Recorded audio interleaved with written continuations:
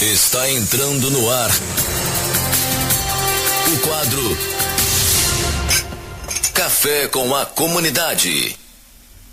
Muito bem, então 9h07, está entrando no ar o Café com a Comunidade desse sábado, dia 1º de abril, comigo, Daniele Reiter. Então, provavelmente aí meia hora de entrevistas e nós temos convidados super especiais aqui. Eu vou abrir os microfones.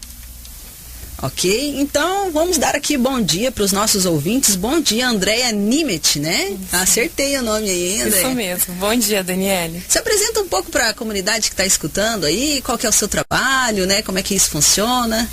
Então, Daniele, eu sou psicóloga, já atuo há 3 anos na área aqui, prestando serviços à prefeitura, né, municipal, na área da saúde, né? E hoje eu acho que nosso tema será bem pertinente e vai informar aí a nossa população aí, de alguma forma ajudá-los. Onde é que você trabalha? Então, eu trabalho na antiga Casa das Irmãs, né? Aí futuras instalações do CAPS, né? E a gente presta atendimento clínico, né? A sua formação é em psicologia, então? Isso, em psicologia. Muito bom. A gente tem também aqui o Osvaldo, um convidado super especial. Bom dia, Osvaldo. Conta pra gente aí, quantos anos que você tem, Osvaldo? Bom dia, Daniela. Eu tenho 22 anos, sou formado em Direito recentemente, aí tô buscando uma alternativa para atuar na área do sistema jurídico brasileiro e sempre com apoio psicológico, porque é bem transtornado, então o dia a dia é uma rotina bem escaldante e a gente procura uma alternativa para ver o mundo com uma perspectiva melhor. Olha, muito bom isso daí, hein? O Osvaldo está se tornando um filósofo, porque o Osvaldo, ele veio fazer uma participação super especial aqui. Ele veio relatar realmente a sua experiência, né? Com a depressão, né, Osvaldo? É isso aí, né? Mas a gente tem também a Silvia Letícia. Bom dia, Silvia Letícia. Dá bom dia para os nossos ouvintes. Bom dia, Daniele. Bom dia aos ouvintes da rádio. É um prazer estar aqui novamente, né? A gente sempre fica muito feliz de poder contribuir com a comunidade sobre o que a gente conhece um pouquinho, né, do nosso conhecimento. Conta pra gente aqui, pra comunidade, a sua profissão, né, onde é que você atua, como é que funciona isso daí? Eu sou enfermeira, né, minha formação acadêmica é enfermagem. Hoje eu sou funcionária do município de Toledo também, da prefeitura. Trabalho há 16 anos na área de saúde pública, né? Eu tenho alguns anos, a gente tem uma formação acadêmica que nos leva para a área de saúde pública mesmo. Muito bom, então tem bastante coisa pra gente conversar hoje aqui, né, pessoal? Bom, para começar a entrevista de hoje, eu queria conversar com a Andréia. Andréia, saúde mental, a gente tinha conversado antes nos bastidores que a gente ia amarrar um pouco nessa questão da depressão, porque realmente é o que tem mais assolado, digamos, a comunidade local, né? Então eu separei aqui algumas perguntas, né? Então é possível, será, definir o que seria a depressão, né? Existem alguns sintomas que todos aqueles que apresentam a doença têm em comum? Como que a gente classifica os sintomas como depressão, né? Quais seriam esses sintomas, né? Sim, então, Daniele, a depressão, ela é uma doença, assim, incapacitante, né, e que ela está associada a outros transtornos. Então, uma forma de explicar é que ela é um rebaixamento da dopamina, que é um neurotransmissor aí que ele é responsável por controlar os movimentos, a motivação, né, e que acaba aí comprometendo o sistema nervoso central, né, e compromete então a motivação, o interesse do paciente, né, nas suas atividades. Ele se sente muito desmotivado, né, e normalmente associado às dificuldades dele lidar com alguns problemas, né, problemas emocionais. Isso tudo acaba gerando a depressão. E os sintomas principais, né, que a gente normalmente atende no consultório, né, que aparecem aí os pacientes apresentando sintomas de tristeza, né, de falta de energia, desinteresse em atividades que antes traziam prazer a ele e de um momento para o outro passa a não ter mais interesse por eles, aperto no peito, dificuldades para dormir, insônia, né? Então, baixa autoestima, que é uma das questões assim bem complicadas, e são muito elevadas as taxas de suicídio, né, de ideação suicida, né, esses são os principais sintomas. Por isso que é extremamente importante procurar um tratamento, né? Para não chegar a esse extremo que é a ideação suicida e podendo levar também ao suicídio. A depressão e a ideia de suicídio são extremos, né? São. De um apanhado de sintomas que as pessoas vão ter, né, no dia a dia, e que aquilo vai evoluindo, né, André? Sim, isso mesmo. Né? Então, para um paciente chegar ao extremo de ter uma ideação suicida e até tentar isso, né, realmente ele está no limite dele. Né? Então a família tem que auxiliá-lo de algum modo, né, a procurar ajuda, né, então, de um profissional, de um psicólogo, de um psiquiatra, né, para ele conseguir aliviar essas dores, né, procurar um novo sentido para a vida dele. Pode chegar num ponto da pessoa achar que aquilo realmente não tem solução, né? Sim. Muitas vezes. Isso costuma acontecer, né? É uma desmotivação, a pessoa não tem mais interesse por nada, né? Então realmente se sente incapacitado. O Oswaldo, conta aqui pra gente. A gente tá falando assim de um... Parece que tá falando Sim, eu tô ouvindo aqui. De uma coisa que só acontece com os outros, né? Mas pode acontecer com Não, nada, tá muito mais perto que você imagina. Eu mesmo comigo, só por Deus, passei por cada situação na minha caminhada aí que... Relacionamentos conturbados, falta de dinheiro, problema na família, desestruturação no trabalho, falta de confiança dos amigos. Poxa, tanta situação que você vive que de repente você se vê isolado do mundo, você não consegue mais ter amor por aquilo que você fazia com prazer. Isso aconteceu com você? Tinha coisas que você fazia? Minha cabeça não estava boa da cabeça. Sim. Eu tive que parar mesmo para ir buscar um tratamento psicológico para entender o porquê que estava acontecendo comigo. E o que acontecia que você não conseguia fazer, assim? Como é que era isso na prática? Poxa, muita coisa assim no sentido de crise de choro. Você se vê afobado, você se vê isolado do mundo. Muita relação, você toma atitudes extremas, você não sabe criar um meio termo. Ou é tudo ou é o nada, entendeu? Isso não é que é errado, mas é uma perspectiva que vai sempre buscar uma válvula de escape. E essa válvula de escape nem sempre é a melhor opção que a pessoa pensa, né? Porque o que está na sua cabeça é o que está no mundo. E o que está no seu mundo é no sentido da filosofia. Não... Você já não tá bom, né? E a pessoa fica criando uma realidade que não existe. Isso é tudo a ver com ideação suicida. Mas isso, também foi evoluindo, né, Oswaldo? Começou assim, mais devagar, e quando você viu, você já não conseguia mais fazer as coisas, né? Assomado ao uso assíduo, uso e abuso de drogas, medicações e tudo sem prescrição médica, sem acompanhamento, isso com certeza não é a melhor opção. Nossa, isso aí é verdade também. E as pessoas acreditam que nunca vai acontecer comigo. Isso não acontece comigo, está mais perto do que você imagina. A automedicação também. Eu vou aproveitar então para falar com a Silvia um pouco sobre isso, que a Silvia deve entender bem desse negócio aí. Ô Silvia, a pessoa que está percebe que não está bem, né? Ela não está bem, ela já não tem mais ânimo para fazer as coisas, ela já tem vontade de chorar, ela não tem vontade de reagir, ela também já não tem mais vontade de se socializar, né? Ela já se isola, né? Sim. E ela acaba procurando alternativas que nem sempre são alternativas que trazem realmente um resultado positivo, né, Silvia? Hoje o que a gente tem de maior dificuldade é o diagnóstico precoce da depressão, né? Dos processos depressivos. É importante lembrar que a depressão, ela tem vários graus, né? Então a gente tem uma depressão leve, a gente pode ter uma depressão moderada e uma depressão mais profunda, que é aquela que ela realmente incapacita o profissional, a pessoa de trabalhar, de continuar tendo uma vida profissional. Então, a dificuldade é o diagnóstico precoce, porque existe muito tabu ainda em relação, né, à doença. O tabu da sociedade e a pessoa mesmo, reconhecer que ela tem alguma dificuldade. Normalmente, quando ela está inserida num contexto onde tem uma estrutura ou familiar, uma estrutura onde que as pessoas possam indicar para ela que alguma coisa está acontecendo de errado com ela, porque ela vai mudando o comportamento e ela não percebe muitas vezes. Ela deixa de se socializar, por exemplo, e isso em todas as faixas etárias. É importante lembrar disso. Isso é importante desde mesmo. A criança até o idoso. Então era uma senhora que adorava participar das atividades da igreja. De repente ela não quer mais, ela começa a se isolar.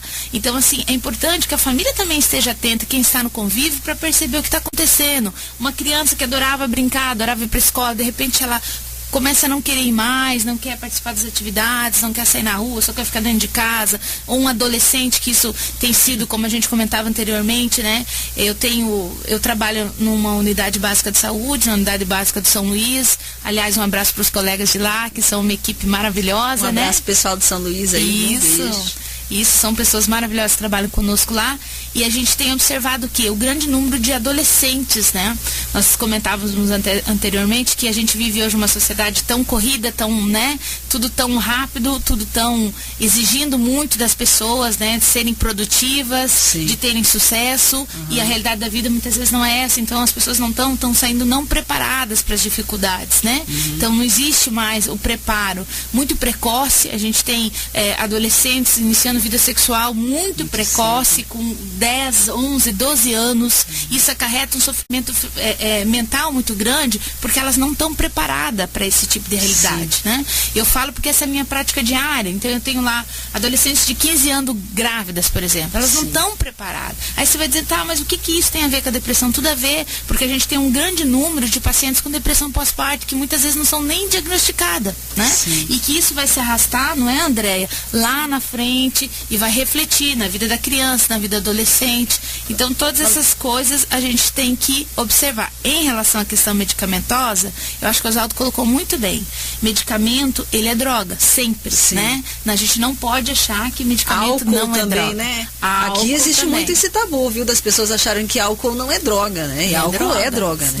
Então, você sabe que o Brasil é campeão na automedicação. Campeão, porque nós temos uma legislação que nos permite comprar muito medicamento. Aí você fala, tá, tudo bem, medicamento controlado para depressão você precisa de receita. Mas e os analgésicos que nós não precisamos? Então a pessoa não vai sair já tomando uma coisa mais forte, ele vai começar com um analgésico, um relaxante muscular, entendeu? Porque ele tá tenso, aí ele começa com coisas mais leves e com certeza agora, vai evoluir. Silvia, desculpa te interromper, mas a galera deve estar tudo se reconhecendo, né? Mas daí, é bem assim, faz parte. E é importante ter clareza, né? Que alguns sintomas eles precisam ter, a gente precisa prestar atenção, porque eles podem evoluir, né? Eles podem ser tratados de uma maneira que não dá o resultado, como o Oswaldo falou, né? Recorre a coisas que acha que vai ajudar e piora, né? Sim, tudo a ver com a hereditariedade também. Esses problemas psicológicos às vezes já vêm de um antepassado seu que descarregou na sua mãe, descarregou na sua avó, na sua mãe, e vem vindo. Vem um efeito cascata. Quando vê, tá lá no adolescente, tá lá na criança, que ela tá pagando por um erro que nem dela entendeu? Sim. Eu só queria ponderar que isso é importante. Que embora a gente saiba que há uma pequena porcentagem de hereditariedade, não é fator determinante, tá? Então não é porque seu pai foi depressivo que você vai ser. Tá? Não é fator determinante. Por que eu preciso dizer isso? Porque assim, a gente tem que tomar cuidado, a gente profissional de saúde, quando fala alguma coisa, porque a pessoa pode, não, então meu pai foi depressivo, eu tenho que ser também. Então a gente tem que tomar cuidado quando fala assim, né? Porque não é fator determinante. Entendi. E a depressão, ela tem cura, não é, Andréia? Sim, desde que se faça um tratamento correto, porque normalmente o que acontece? O paciente vai lá, procura um psiquiatra, inicia uma terapia e muitas vezes ele acaba desistindo do tratamento aos primeiros sinais de melhora. Mas se ele aí investir nesse tratamento, seguir adequadamente, as chances de recuperação são muito grandes. Muito interessante você falar dessa questão do tratamento. Eu vou só abrir para o bloco, para os ouvintes darem um descanso aqui do assunto e a gente já volta, mas o que você chama de tratamento é uma série de práticas cotidianas, de coisas que as pessoas fazem no dia a dia, associado talvez a um uso de algum medicamento, mas a família e os amigos têm um grande papel nisso, né, Andréia? Sim, vamos conversar sobre isso então no próximo bloco do Café com a Comunidade. Peraí que nós vamos pro bloco, só um pouquinho. Está entrando no ar o quadro Café com a Comunidade.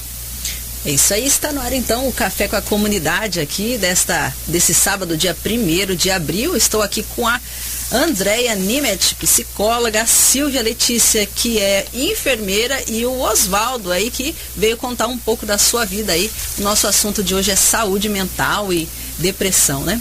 que é, gurias, que vocês estavam comentando aí nos bastidores do uso, né, dos medicamentos, né? Então, do uso do psicotrópico, né? Psicotrópico é o nome que a gente dá para o medicamento controlado, né? O Brasil hoje é campeão, né? É um dos campeões de prescrição de uso de medicamento controlado. O medicamento controlado, ele é importante, né, André, no início do tratamento, mas a pessoa não pode assumir a ideia, e eu sou, como profissional de saúde, eu sou extremamente contra que a pessoa assuma a ideia que ela vai ter que tomar aquilo pro resto da vida, né?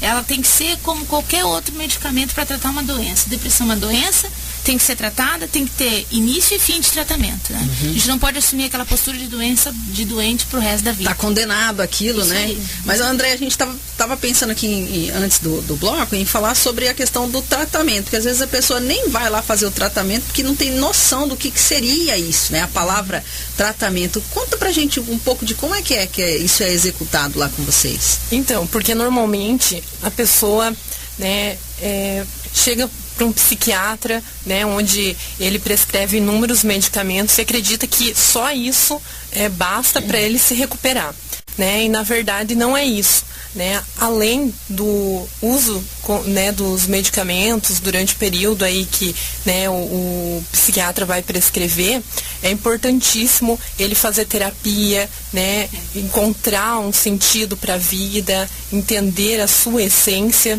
né? Mas principalmente mudar hábitos, né? Tentar procurar aí algo que eu sempre recomendo para os meus pacientes, é a atividade física, principalmente a caminhada. Por quê?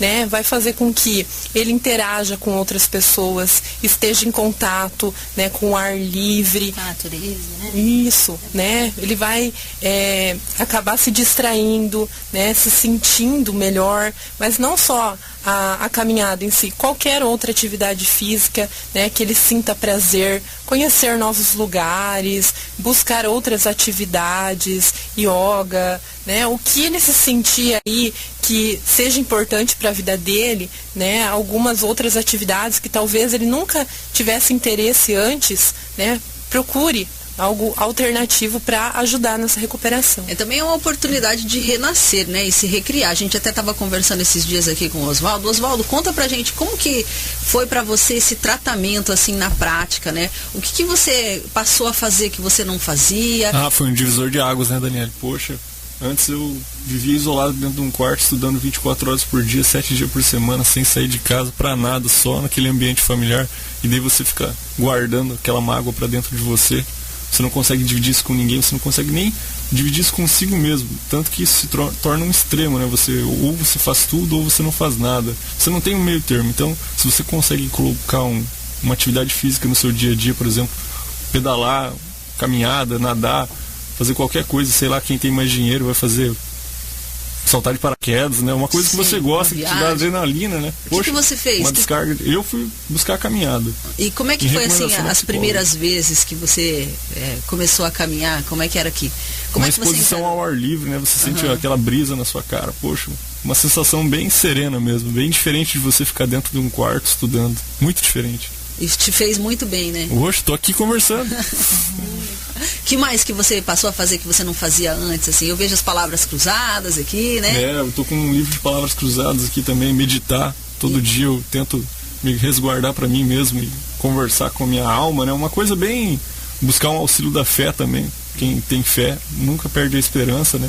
Se você tiver fé, você consegue romper barreiras, né? E o apoio da família e dos amigos? O apoio e a compreensão, principalmente, né? Ter com quem conversar, né? Compreender a sua família e ela compreender os seus problemas, né? Isso é crucial para resolver a situação.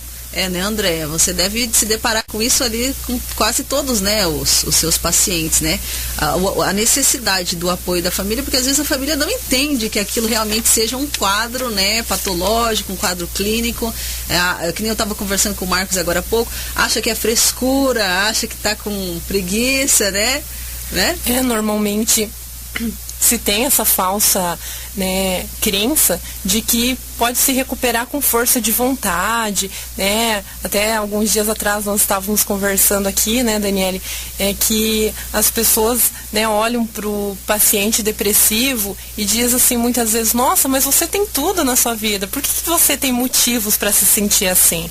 Né? Então, na verdade, é muito mais forte, vai além, né, do paciente, porque ele precisa realmente de uma ajuda, e o mais importante, né, a família a fazer, no caso de ter algum familiar, né, com sintomas, muito trabalho ainda pela frente, mas aí com todo o empenho dele, né, tratamento medicamentoso, né, os meios aí, mudança de hábitos, né? Então, tudo isso fez com que ele já apresentasse algumas mudanças, né? Então, assim, já trouxe um pouco mais de sentido para a vida dele, né? A relação familiar, né, melhorou muito, né? Porque a família passou a compreendê-lo um pouco melhor, entender a doença, né? Então, isso tem facilitado, né? E é extremamente importante, né, passar por todo esse processo, né, para se ver aí uma recuperação. A Silvia também estava comentando antes aqui que o bom mesmo seria evitar, né, fazer essas terapias, essa prática cotidiana antes da depressão se configurar, né, Silvia? É claro que a gente tem processos depressivos que eles são síndromes metabólicas, né? A pessoa é um problema fisiológico que tem tratamento também, né? Mas existem processos que são processos depressivos gerados pelo sofrimento da vida mesmo, né? Das dificuldades, do combate, da luta diária, né? Então, esses processos, a gente tem uma grande chance de reversão, né, André? O que a André falou sobre a adesão ao tratamento e a continuidade do tratamento é muito importante, né? A psicoterapia, ela faz parte de um processo, junto com a terapia medicamentosa, junto com o apoio da família, determinante para a cura e para a reversão total desse quadro. É essa a mensagem que eu gostaria de deixar, que você não é necessário que você passe a vida inteira refém dessa doença. Você pode se libertar dela. Existe uma forma de você se libertar, de se mudar. A gente fala muito hoje no SUS das práticas alternativas, né? Não é uma realidade em todo o país, por conta da disparidade, né, que a gente tem de acesso a muitas coisas.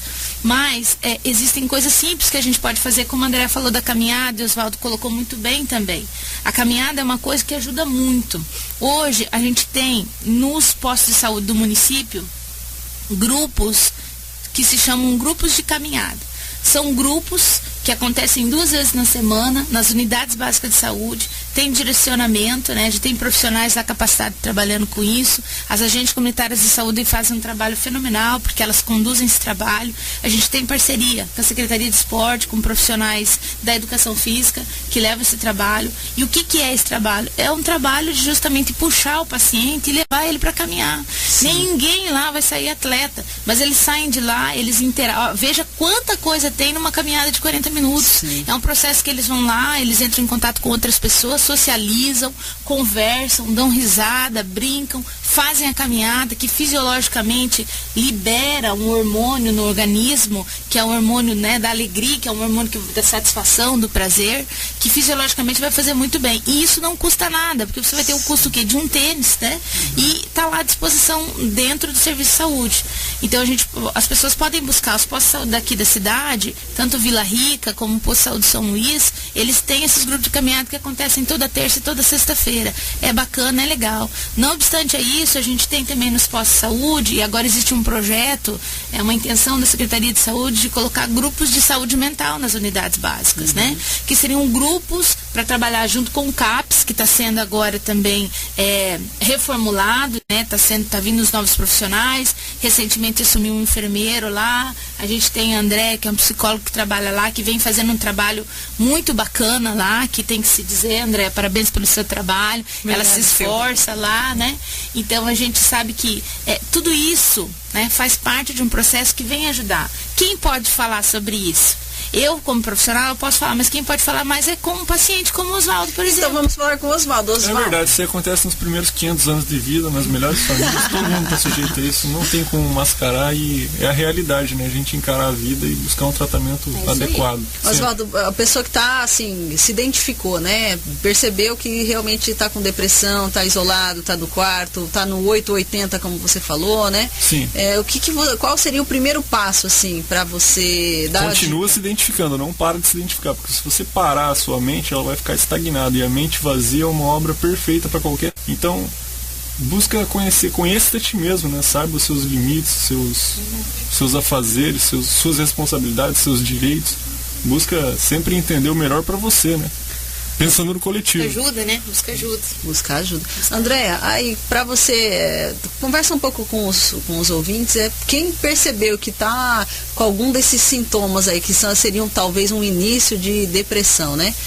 Qual que seria a sua dica aí para que isso não se torne de fato uma depressão, né? O que ela poderia fazer assim de imediato já? Então, inicialmente procurar mudar alguns hábitos, né? Então, procurar atividades que sinta, né, que tragam prazer para sua vida, né?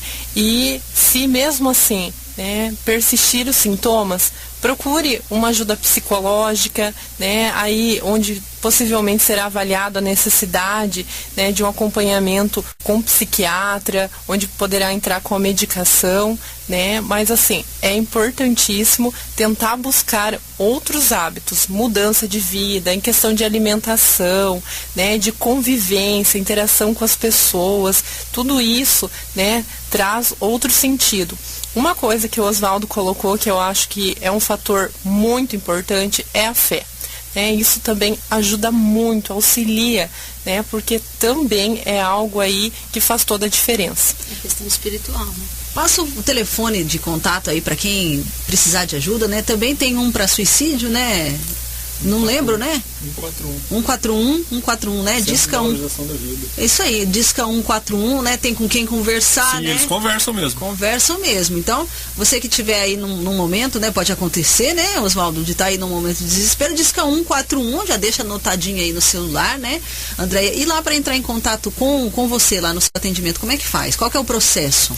Então, normalmente, o clínico geral da sua unidade, né, ele vai verificar aí os sintomas, né, e ver a necessidade de encaminhá-lo para um atendimento psicológico. Né? Então, através desse encaminhamento, é levado até a Secretaria de Saúde, né, onde eles fazem todo um trabalho aí, onde que o paciente fica na lista de espera e a gente agenda ele, né, conforme a questão, né, de que ele está vivendo. Porque assim, né, hoje a gente tem uma certa lista de espera mesmo, né, porque a procura, a demanda, né, a procura pelo serviço realmente é muito grande, né? Então, muitas vezes a gente avalia cada caso, né, e dá a prioridade necessária. Sim. Né? Até mesmo hoje, os casos que atendo no consultório, em média, 60% são casos de depressão, né? Principalmente mulheres, porque até tem um dado interessante que pela alteração hormonal, então os casos com mulheres são mais frequentes, né? E a faixa etária em que atendo é por volta de 25 a 50 anos. Mas mulheres trabalhadoras, né? Isso. E normalmente também atinge adolescentes, idosos, né? Sim. Mas a principal faixa etária é entre essa idade. Gente, muito obrigada por terem vindo, mas o nosso tempo acabou, são 9 horas e 42 minutos, né?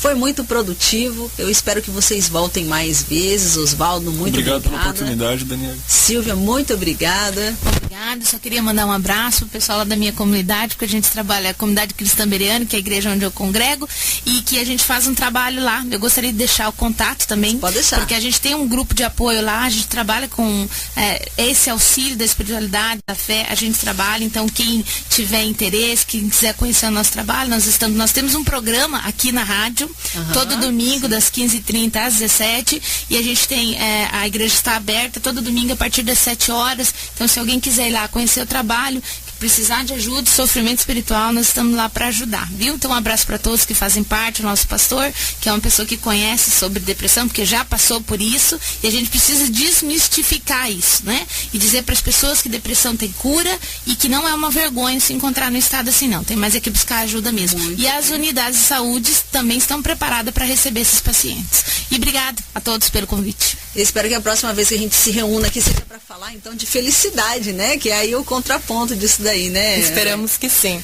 Eu agradeço, Daniele, também pelo convite. Espero que de alguma forma a gente tenha auxiliado aí a população de Santa Helena para procurar ajuda, né? Ou até mesmo informá-los caso, né, esteja tendo algum familiar aí vivenciando, né, essa dificuldade, mas que realmente, né, tem meios de a gente recuperar esse paciente e ele ter uma melhora na qualidade de vida. Isso aí. Muito bem, muito obrigada. Então, o Café com a Comunidade de hoje chegou ao fim. Vou deixar vocês com um pouquinho de reggae. Quero ser feliz também.